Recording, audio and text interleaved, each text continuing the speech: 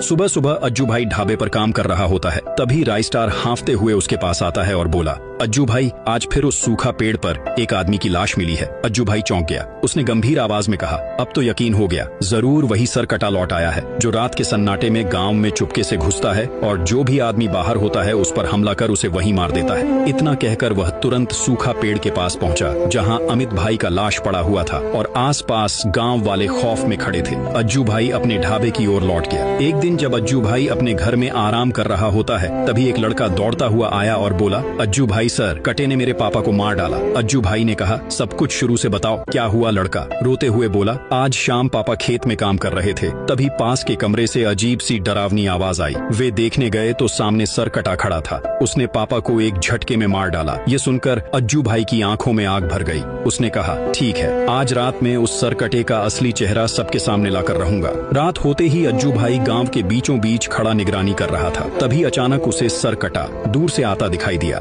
अज्जू भाई ने उसका पीछा किया। सरकटा एक घर के पास पहुंचा।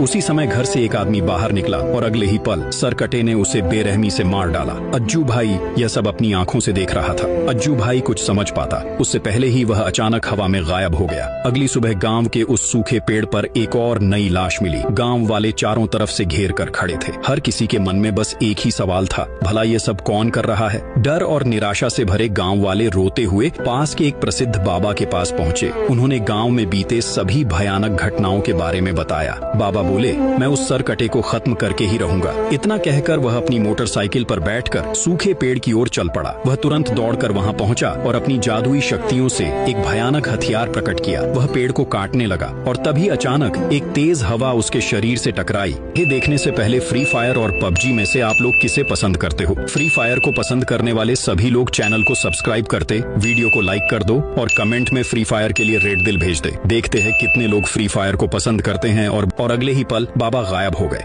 दिन बीतते गए और हर सुबह उस सूखे पेड़ के पास एक नई लाश मिलती। अज्जू भाई और बाबा को गायब हुए पूरे 10 दिन हो चुके थे। हर किसी के मन में बस एक ही बात होता, आखिरकार अज्जू भाई और बाबा अब कभी वापस आएंगे या नहीं? ये जानने के लिए कमेंट में पार्ट 2 लिखे।